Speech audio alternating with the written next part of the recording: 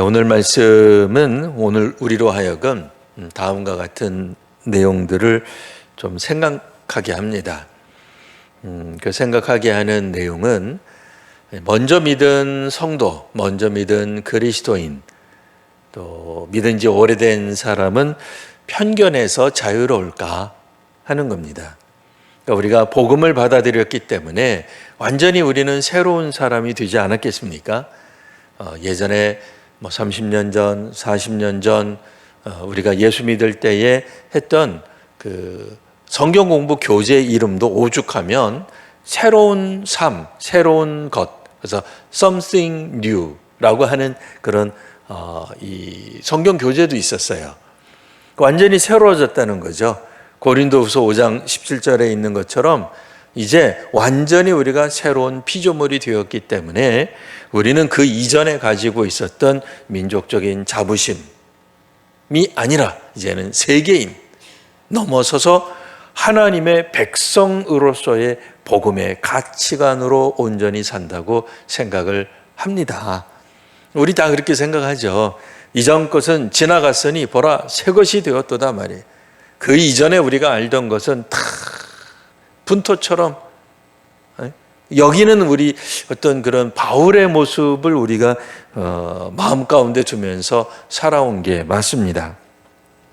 그러니 예수를 믿을 때 우리가 회개하고 이전에는 받아들이지 않았던 그런 어떤 세계관이죠. 그러니까 종의 자녀에서 이제는 주를 믿는 생명의 삶으로 완전히 거듭났다고들 이야기하는데 정말 그런가? 그러니까 우리가 어쨌든 이 역사관도 바뀌는가? 세계관이 바뀌는가? 우리의 관습, 문화, 대한민국 국민으로서 배워왔던 어떤 그런 가치관, 관습, 세계관을 뛰어넘어 복음의 가치관으로 우리가 완전히 변화했다고 말할 수 있는가를 질문하는 그런 본문일 수 있습니다. 우리가 새벽 기도회를 통해서 여러 차례 우리가 다루었습니다만, 그러니까 새벽 영상 우리 함께 새벽 기도회에 참여하신 분들은 몇 번 들어본 이야기예요. 자, 오늘 말씀에서도 나오기를 유대에 있는 11장 1절 유대에 있는 사도들과 형제들이 유대에 있는 그러니까 예루살렘 중심으로 있는 사도들 또 형제들 그들이 이방인들도 가이사랴에 있는 고넬료 이방인들도 하나님의 말씀을 받았다 함을 듣고는 논쟁이 벌어진 거죠. 이제 시비가 붙은 겁니다. 근데 이제 기본적으로 논쟁, 시비 그러니까 베드로 편을 드는 사람과 안 드는 그런 개념이 아니라 기본적으로 베드로가 아직 오지는 않았는데요. 베드로 오면은 이게 단단히 이건 문제 삼아야 되겠다. 혼쭐을 내야 되겠다. 어디 감히 하나님 말씀이 이방인에게 선포되었다고 그런 망발을 할 수 있느냐라고 벼르고 있는 유대 그리스도인들의 모습이 1절에 나와 있는 거예요. 베드로와 함께 갔던 사람들이 아마 대략 6명 정도가 또 다른 유대인으로서 그리스도인 된 사람들이 있었습니다. 그 중에 몇 명이 미리 가서 전달했는지는 모르지만 아마 이 고넬료와 함께 했던 사람들, 고넬료가 누군지 다 아시잖아요. 로마 백부장 아닙니까? 이스라엘의 원수 아닙니까? 우리로 말하면 식민지 지배국 장교예요. 그러니까 우리 역사로 견주어 말하면 똑같진 않지만 비유컨대 일제강점기 때 일본군 장교가 예수 믿었다는 거 똑같은 거예요. 이거 있을 수 없는 거죠. 물론 이제 우리 기독교가 먼저 믿은 사람들이 조선인은 아닙니다. 근데 이제 유대인들의 마음 가운데 이 로마 백부장이라고 하는 것은 지금 우리가 생각할 때 일제강점기 때 로마 이제 그 백부장은 일본군 장교와 유사하다 그 얘기예요. 우리가 심정적으로 감정적으로 느끼는 거리감이 그만큼 있다는 거예요. 그러니 이방인은 기본적으로 하나님의 백성이 될 수 없습니다. 물론 된다 하더라도 그들은 어떻게 해야 돼? 아주 엄격하게 율법을 따르고 그 할례를 받고 여러 어떤 검증 과정을 통해서 예루살렘을 계속 방문하면서 혹 한다 그러면 우리가 생각할 때 하나님을 경외하는 자 중에 들어갈런지 모르지만 이 고넬료라고 하는 사람, 이 뭐 듣도 보도 못한 사람이 갑자기 복음을 받았다. 유대에 있는, 예루살렘에 있는 그리스도인, 유대인 그리스도인, 유대인 신자들 입장에서는 얼토당토하는 얘기입니다. 있을 수 없는 얘기입니다. 이거는 율법적인 관점에서 볼 때 불가능한 얘기예요. 그러니 베드로가 사도라면 마땅히 이방인의 집에 들어가서는 안 되는 거예요. 그게 율법이 가르치는 바고, 율법 아래에 있는 유대인이 아무리 예수를 믿었어도 그렇지 그런 일은 있을 수 없어요. 왜? 하나님이 율법을 만드신 거기 때문에 하나님의 계명을 어긴다라고 생각을 한 겁니다. 그래서 2절, 베드로가 예루살렘에 올라갔을 때 할례자들이 비난합니다. 오늘 성경에 보면 할례자라고 묘사를 해요. 유대인이라고도 안 해요. 사실은 정확하게는 어떤 거예요? 유대인 신자예요. 유대인 신자. 그러니까 사도행전에 따르면 히브리파 신자예요. 히브리파 유대인이라고 나와 있습니다만 그 앞부분에 사실은 히브리파 유대인 그리스도인인 거죠. 히브리파 유대인 신자, 먼저 예수 믿은 사람들, 먼저 성령 받은 사람들이고 그들 중 다수는 오순절 성령 받은 사람들입니다. 방언할 줄 아는 사람들이에요. 초대교회 지도자들입니다. 우리식으로 말하면 먼저 믿은 사람들이고 항존직이고 오늘 우리식으로 말하면 그냥 저 같은 목회자에게만 적용할게요. 목사다 그 얘기예요. 신학한 사람들이에요. 근데 과연 신학을 한 목회자가 일종의 이거는 민족 복음화를 하겠다고 성령의 부르심을 받은 선교사가 과연 율법의 가치관에 매여 있을 수 있을까? 민족적 가치관에 혹은 편견에 사로잡힐 수 있을까 하는 거예요. 오늘 성경은 어떻다는 거예요? 그럴 수 있다는 거예요. 놀랍게도 이들은 먼저 성령을 받았어요. 교회 지도자로 활동하는 사람들이, 복음을 전도하는 사람들이고 성령의 부르심을 받아 방언할 줄 아는 사람들이 다수 있었을 겁니다. 근데 그들은 이제 분개하는 거예요. 화가 났어요. 베드로가 해서는 안 되는 일을 했다고 생각한 겁니다. 그래서 오늘 성경에는 뭐라고 표현해요? 할례자, 유대인 중에 유대인인 거예요.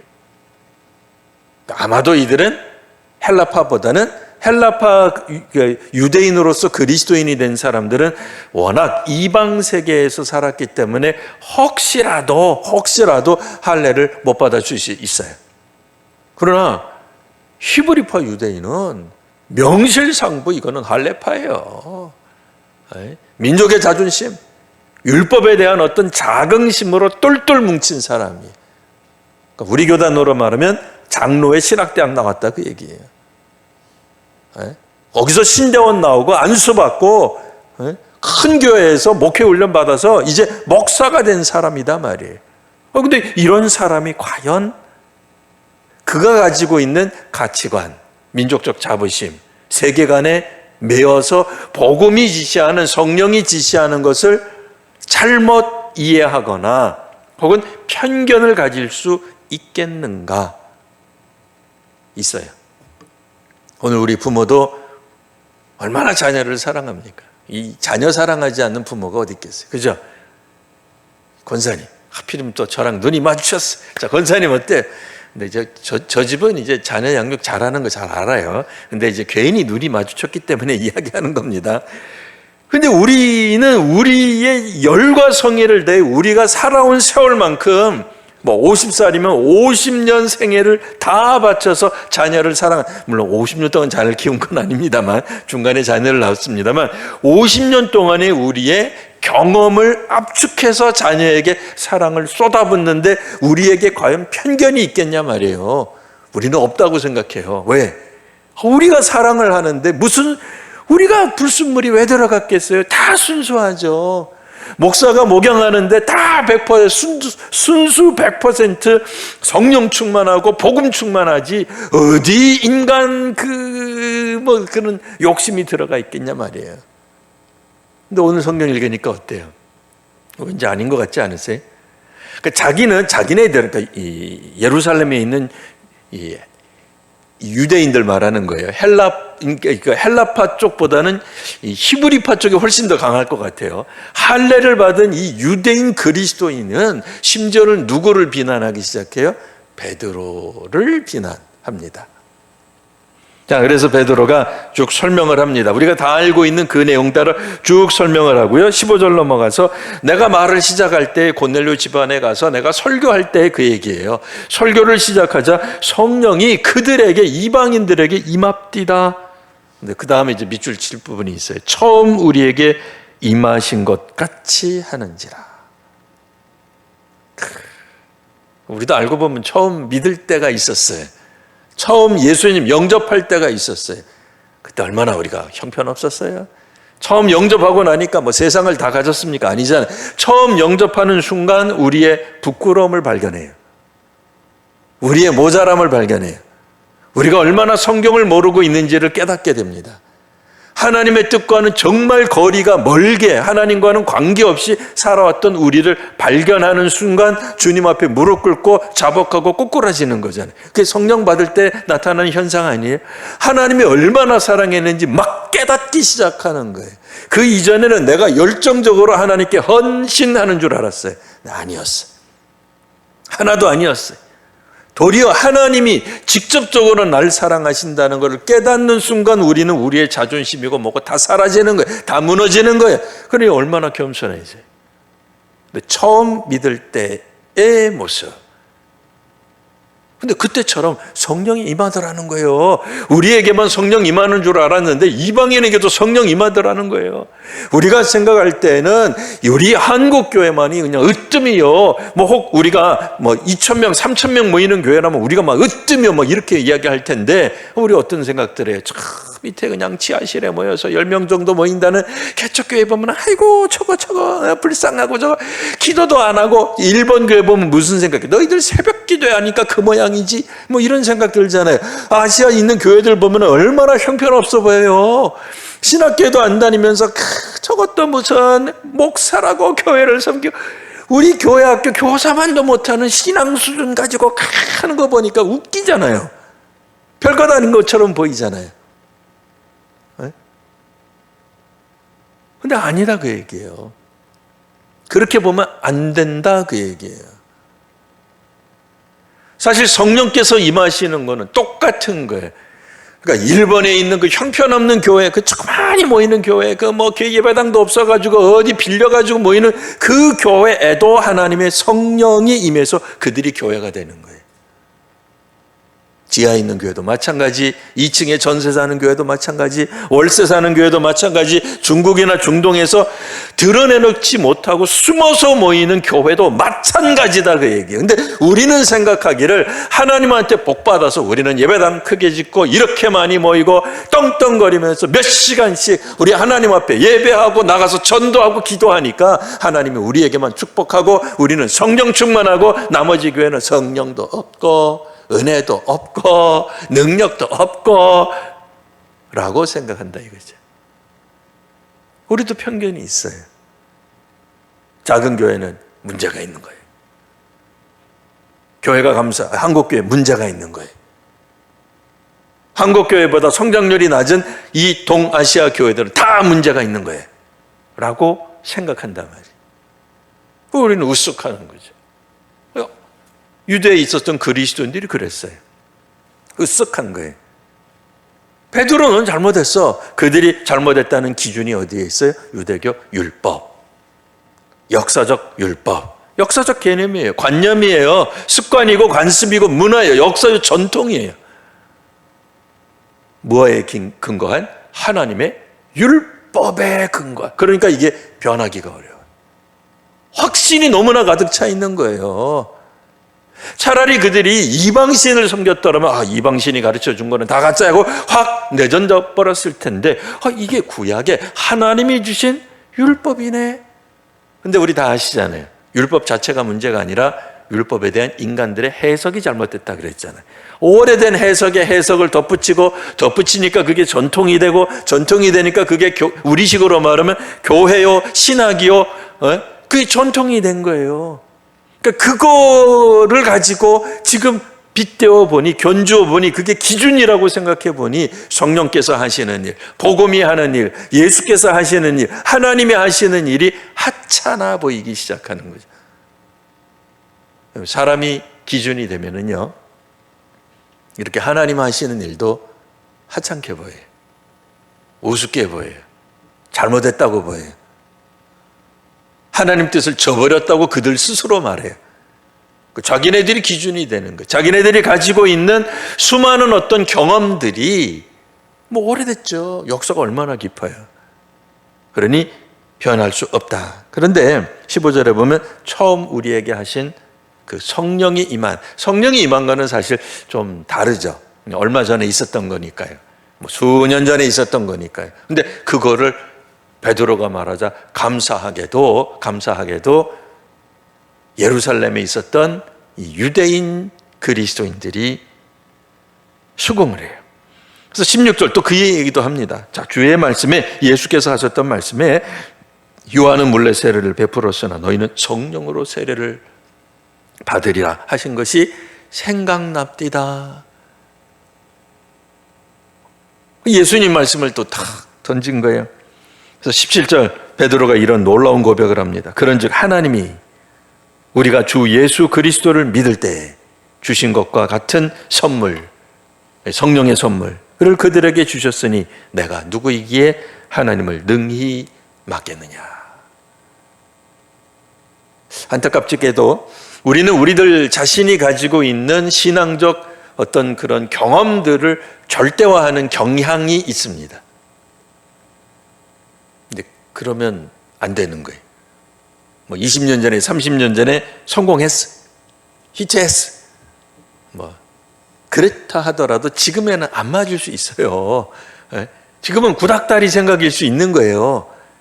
저기서는 통했지만 여기서는 안 통할 수도 있는 거예요. 근데 그거를 가지고 우리가 자녀들 양육할 때 엄마 아빠가 너희들만 할 땐 말이지 하고 해봐야 시대적 간극을 이렇게 좁힐 수가 없는 거예요. 우리 시대랑 우리가 청소년 시절 때랑 청년이었을 시절이랑 지금 청년들이 겪고 있는 세대가 다른 거예요. 근데 우리는 사랑이라는 이름으로 우리 시대 때의 경험을 압축해서 아이들에게 풀어놔 주려고 그래. 여전히 사랑하기 때문입니다. 어느 누가 아이들 잘못되라고 그렇게 하겠습니까? 아무도 없어요. 그런 부모는 기본적으로 없어요. 제정신인 부모라면 그런 사람 아무도 없어요. 그러니 혹이라도 이런 이야기를 들으면 속에서 화가 날 수 있어요. 아니 내가 우리 애를 사랑한다는데. 유대에 있는 그리스도인들도 마찬가지죠. 우리가 하나님 믿는데 조금 더 율법적으로 믿겠다는데, 유대인답게 믿겠다는데 그게 뭐가 잘못된 거예요? 유대인들이 가지고 있는 율법이 그게 어디 이방신이 준 겁니까? 아니잖아요. 하나님이 출애굽 후에 시내산에서 주신 거 아니에요. 그러니까 이스라엘의 역사와 문화와 전통 사이에 얼마나 그것이 중심. 오늘 우리식으로 말하면 우리도 한국이 좀 성시화됐으면 좋겠다고 생각하잖아요. 우리가 미국을 한편으로 부려하는 이유 중에 하나가 뭐예요? 대통령이 대통령 선서할 때 성경 놓고 하는 거 막 부럽잖아요. 그렇다고 해서 미국이 다 복음적 그런 뜻은 아니에요. 그러나 어쨌든 우리나라 대통령은 대통령 선서할 때 어디 성경 갖다 놓고 하냐면 안 하잖아. 역대 대통령들이 지금 한 게 뭐예요? 그러니까 최근 들어 역대 정부가 한 게 뭐예요? 공교육에서 기독교 교육 싹 빼버린 거잖아. 우리 사실 열받아요. 근데 그거는 미국도 마찬가지니까 똑같습니다만. 여하튼 기본적으로 기독교 문화 이거 우리 부러워하잖아요. 근데 유대인들은 물론 이제 기독교는 아닙니다만 유대교 정통에 따른 구약의 문화, 하나님 중심의 문화를 가지고 있었단 말이에요. 그러니 그들이 가지고 있는 문화에 대한, 역사에 대한, 성경에 대한, 종교에 대한 자부심은 우월할 수밖에 없어요. 자긍심이 높을 수밖에 없단 말이에요. 그러나 문제는 뭐예요? 그와 같은 그들의 신앙적 자부심이 사실은 하나님의 역사하심, 하나님이 주도하시는 선교와는 상충되기도 하더라, 그 얘기예요. 그러나 오늘 본문에는 드디어 비로소, 우리 앞에서는 여러 차례 갈등이 있었다고 얘기했습니다. 그러나 오늘 본문에 드디어 비로소 이들이 어떻게 해야 돼요? 일부 극복하는 모습이 보여지고 있습니다. 물론 이제 성경을 우리가 사도행전을 다 처음부터 끝까지 아시니까 예루살렘에 있는 교인들, 예루살렘에 있는 성도들, 예루살렘에 있는 교회 지도자들이 완전히 이 부분을 극복한 건 아니라는 걸 압니다. 우리 성도님들은. 왜요? 나중에 사울이 바울로 언제 이름을 쓱 바꿨는지 쓱 바뀌면서 이방인 선교를 하면서 이방인들이 그리스도인들이 됐을 때 과연 우리 유대인들처럼 율법을 지켜야 되는 겁니까? 그러니까 예루살렘에 있는 교회 지도자들이 뭐라 그래요? 무슨 소리, 율법 지켜야지 라고 나요. 아니, 하나님 믿는 것까지 우리가 인정해 줬으면 됐지, 율법은 지켜야지 하고 나옵니다. 그러니까 지금은 율법은 지켜야지 이 소리는 안 해도, 그래 이방인에게도 뭐 복음이 뭐 그럴 수 있지 뭐 까지만 된 거예요. 그러니까 아직 넘어야 될 산이 아직도 있어요. 없는 건 아니에요. 그러니까 멀었어요. 우리도 마찬가지예요. 그런 측면에서 우리가 매일같이 성경을 읽고 매일같이 기도해야 되는 이유가 거기에 있습니다. 매일 성경을 읽음으로써 그 이전에 10년 전 믿었을 때보다 더욱더 성숙한 자리로 나아가야 되는 거예요. 작년보다는 올해 우리가 새롭게 성경을 읽으면서 새롭게 깨닫는 것으로 확실히 바뀌어야 되는 거예요. 예전에 갔던 물론 다져야 되는 것도 있습니다. 다지고 또 다져서 흔들리지 않는 영역이 있기도 하지만 어떤 영역들은 확실히 우리가 바뀌어야 되는 부분도 있어요. 오늘 우리가 기도의 자리로 나아가면서 특별히 주의 음성을 우리 성도님들이 저를 포함해서 이렇게 좀 듣기를 바랍니다. 하나님이 하시는 것에 대해 우리가 민감해질 수 있어야 돼요. 하나님, 이게 지금 뭡니까? 라고 말한 거하고 똑같은 거예요. 구약으로 말하면. 하나님, 이방인에게 복음을 전해요? 하나님, 제정신이십니까? 이방인에게 성령을 부어줘요? 유대인도 아닌데? 좀 그렇게 말한 거예요. 우리는 알죠? 야, 얼마나 저게 교만한 얘기인지. 우리는 느낌이 확 오죠? 근데 이때 당시에 유대인 그리스도인들은 그렇게 생각 안 했어요. 우리는 객관적으로 한 발 물러서서 제3자인 것처럼 성경을 읽으니까, 남 이야기처럼 읽으니까 막 비판도 하고, 야, 막 예루살렘에 있었던 유대인들 이거 형편없구만, 뭐 이런 생각이 드는 거지. 우리가 이 속에 있었더라면 어쩌면 우리도 베드로랑 한번 맞짱 떴을 거예요. 베드로 사도 내려놔라 말이야. 이참에 내가 사도 할란다. 당신 사도 아닌 것 같아. 옛날에도 예수님 부인하더니만 내 이 꼴 날 줄 알았어. 당신 제정신이야? 라고 말한 거거든요. 놀랍게도 우리에게도 그런 요소가 있을 수 있다 라고 하는 겁니다. 그래서 이걸 극복하는 방법은 뭐였다고요? 처음 믿을 때 어떤 일이 있었는지 되돌아가는 거예요. 그리고 하나님께서 하시는 일을 과연 내가 누구간데 하나님을 능히 맡겠느냐 라고 하는 태도를 갖는 것. 이거 선교도 마찬가지고요, 목회도 마찬가지고요, 기도도 마찬가지예요. 봉사도 마찬가지입니다. 하나님이 기뻐하시는 일이 있어요. 내가 해놓고 이거 하나님 기뻐하실 겁니까? 이런 것도 있지만 어떤 일이 벌어지면서 그 갈등 가운데서 한번 살펴보는 거예요. 정말 하나님이 기뻐하시는 게 뭔가. 베드로 사도를 통해 혹은 초대교회를 통해 알게 하실 때에 이거 이제 수긍하기가 어려운 거죠. 왜? 자신이 가지고 있는 기준이 너무나 분명하기 때문에. 자, 오늘 뭐 무조건 우리 성도님들이 가지고 있는 뭐 신앙의 양심을 다 다 거짓으로 가짜로 만들고 우리 뭐 따르지도 말자 그런 얘기 절대로 아닙니다. 그런 얘기 아니고요. 그런 일들이 있다면 하나님이 자꾸 이렇게 부딪히게 하실 거예요. 우리로 하여금 갈등하게 하실 거예요. 우리 갈등하잖아요. 김치 만드실 때 고춧가루의 양을 얼마나 넣어야 돼요? 한 스푼? 큰 숟갈? 둘? 부딪히잖아요. 그런 데서도 깨달음이 있을 수 있어야 돼요. 그러니까 나만이 꼭 옳지 않다라고 여기는 마음이 있을 때에 다른 성도도 이해가 되고 심지어는 더 나아가 그런 것들이 자연스럽게 되면 하나님의 마음도 이해가 돼요. 네. 쉽지 않지만 이게 성령께서 하시는 일에 대해 초대교회가 겪었고 또 초대교회가 고백하는 이야기입니다. 하나님께서 이끄시는 선교, 하나님께서 이끄시는 기도 속에 오늘 우리 성도님들 자신을 한번 맡기는 귀한 시간 되시길 바랍니다. 기도하겠습니다. 주님, 초대교회 성도들이 겪었던 문제들이 어쩌면 오늘 이 시대의 교회에도 있습니다. 저희들도 겪습니다. 하나님, 저희로 하여금 스스로 우리가 신앙의 중심이요 문화의 중심이라고 생각하는 것에서 자유로울 수 있도록 은혜를 더하여 주시옵소서. 그래서 내 중심의 생각이 아니라 하나님께서 하시는 일에 대해 우리가 천천히 살펴보고 또 깨닫게 되는 크신 은혜를 더하여 주옵소서. 그래서 하나님께서 하시는 섭리와 하나님께서 하시는 복음의 역사를 오늘 우리들이 실천하며 따라가며 순종하는 귀한 은혜의 역사, 놀라운 순종의 역사가 우리 가운데 일어나게 하여 주옵소서. 예수님 이름으로 기도합니다. 아멘.